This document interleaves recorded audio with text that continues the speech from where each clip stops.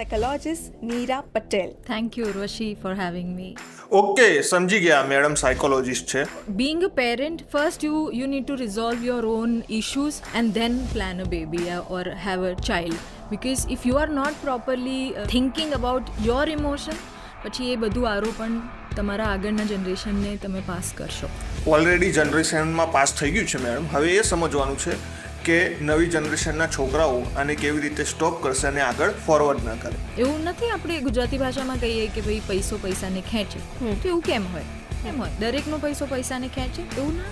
પૈસો પૈસાને ખેંચે એવું એટલા માટે હોય છે કે મેડમ, જે ભાઈને પેઢીથી પૈસો આવે છે અને જે ભાઈ પાસે પૈસો નથી, બંને સેમ એજના છે પણ બંને ડિફરન્ટ જગ્યા ઉપર રહે છે. અને જે ભાઈને પેઢીથી પૈસો આવે છે એની પાસે ઓલરેડી બધી एक्सेसिबिलिटी છે. There are about 100 things right now, my brother, जो तुम अकाउंट ही नहीं कर सकते क्योंकि पापा भी उस लेवल का पैसा नहीं है जिसकी वजह से वो रिसोर्सेज क्या क्या ऑप्शंस बाय कर सकते हैं तुम अभी अकाउंट ही नहीं कर रहे हो. तुम्हारा प्रोज एंड कॉन्स या कॉस्ट बेनिफिट एनालिसिस जो तुम ड्रॉ कर रहे हो अपने दिमाग में, वो इसलिए बहुत ही ज़्यादा रिलायबल नहीं होगा. કેમ કે એના દાદાએ ને એના પરદાદાએ ને બધા કોન્ટેક્ટ બનાવીને રાખ્યા છે. જે કોન્ટેક્ટ એના દાદાએ પરદાદાએ બનાવીને રાખ્યા છે બિઝનેસના ડિસિઝન લેવા માટે, ફાઇનાન્સના ડિસિઝન લેવા માટે. જ્યારે જમીનનું ખરીદ ને વેચાણ કરે છે ત્યારે વકીલની ટીમ અલગ છે, ફાઇનાન્સની એડવાઇસ આપવા માટે સીએ લોકો અલગ છે. તો પેઢીથી જેની પાસે પૈસો આવે છે, જનરેશનલ વેલ્થવાળા પાસે ઓલરેડી ઇન્ટેલિજન્ટ માણસોની ટીમ છે.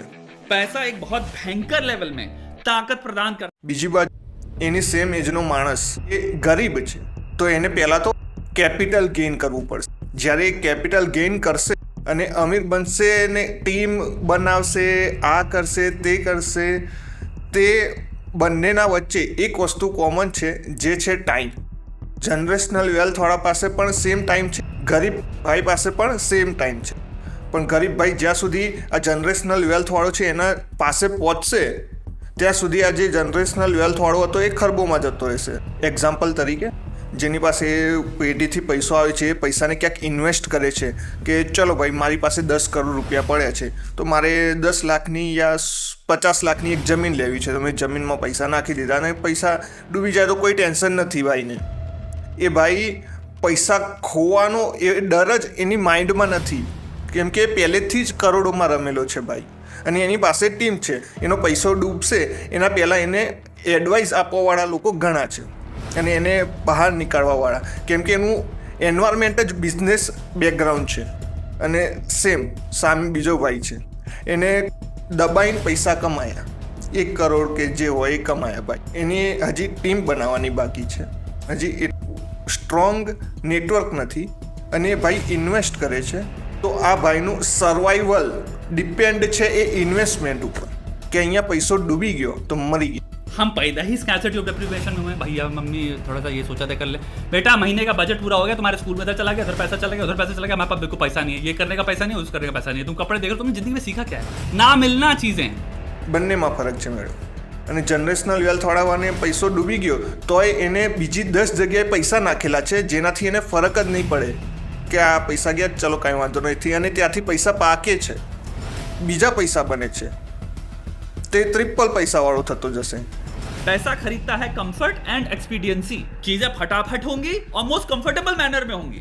તો જ્યાં સુધી ગરીબ રૂપિયા ગેઇન કરશે ત્યાં સુધી આ ભાઈ 10 કરોડમાં રમી જશે, કેમ કે એની પાસે 10 કરોડનું કેપિટલ ઓલરેડી પડેલું હતું ને એનાથી એને ડબલ પૈસો મળી ગયો.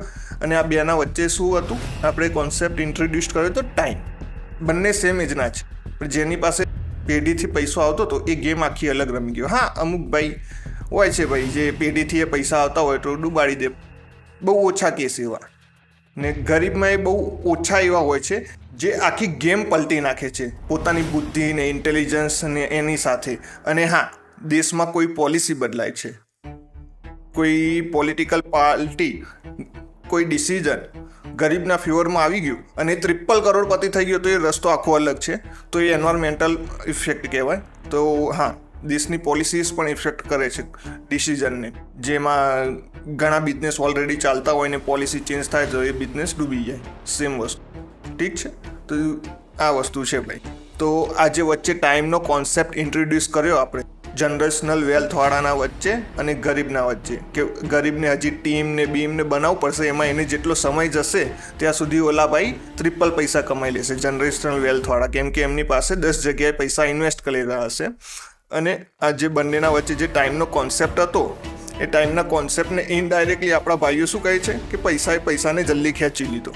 અને ઇકોનોમિક્સ સાયન્ટિસ્ટોએ આના ઉપર રિસર્ચે કરેલી છે કે જેની પાસે પેઢીથી પૈસો આપના છોકરાઓ જે હેંગઆઉટ કરે છે ભાઈ, એ ઓલરેડી કેમિકલ ફેક્ટરીઓના માલિક, મોટી મોટી ઇન્ડસ્ટ્રીઓના માલિક, ટૂંકમાં ભાઈ એ લોકો જે નેટવર્કમાં હેંગઆઉટ કરે છે ત્યાં ઓલરેડી લોકો પાવરફુલ છે. ને ગરીબના એન્વાયરમેન્ટ જ નથી મળવાનું, તો એનો વિચાર જ ક્યાં જશે? 10,000ની નોકરી. તો પૈસાએ પૈસાને ખેંચી લીધો. આને ઇનડાયરેક્ટ વેમાં આપણા ભાઈઓ એમ કહે છે. તો હજી આપણે આને સાયન્ટિફિક ફેક્ટ્સની મદદથી લોજિકલી સમજી શકીએ છીએ, પણ વિડીયો બહુ લાંબો થઈ જશે. ચલો. મેં ઘણા એવા કપલ્સ જોયા છે Okay. કે જે કાઉન્સિલિંગ માટે આવે અને બહુ ખરાબ રીતે એકબીજા જોડે વાત પણ કરતા હોય, પણ એમનું social media handle lovey dovey ફોટોસથી ભરેલું હોય. So just do not take what you see. તમે ઇનડાયરેક્ટલી યુટ્યુબ અને ઇન્સ્ટા ઉપર છે ને પોતાને બેસ્ટ હસબેન્ડ અને વાઈફ બતાવ્યો છે ને એને એક્સપોઝ કરી દીધા. તમે સાઉન્ડ સ્લીપ ના લઈ શકો, કાં વધારે પડતું ઓવર ઊંઘ કરો, 2-3 દિવસ સુધી બસ ઊંઘ્યા જ કરો. અને આ સિવાય પણ ઘણા બધા એવા સિમ્ટમ્સ છે કે જે બહુ પ્રોમિનન્ટ સાઇન છે કે આ ડિપ્રેશન છે. અને ઓકે, તો બધા પોડકાસ્ટ જરૂર જોજો, બહુ વેલ્યુએબલ વાતો કરવામાં આવી છે. મેં તો આખો જોયો, પણ મને આ ખાલી પૈસાને કેવી રીતે ખેંચે એ એક્સપ્લેન કરવું હતું, એટલા માટે મેં વિડીયો બનાવ્યો. બાકી કોઈ હેટ નથી, બહુ મસ્ત પોડકાસ્ટ છે, મેં આખો સાંભળ્યો છે. થેન્ક યુ જલસો પોડકાસ્ટ ડૉક્ટર નીરા પટેલ સાથે પોડકાસ્ટ કરવા. બાકી ભાઈઓ, ભાવેશભાઈની ચેનલને સબસ્ક્રાઈબ કરી દેજો. હું આવું છું આવા વેલ્યુએબલ કોન્ટેન્ટ સાથે. ઠીક છે, ચાલો.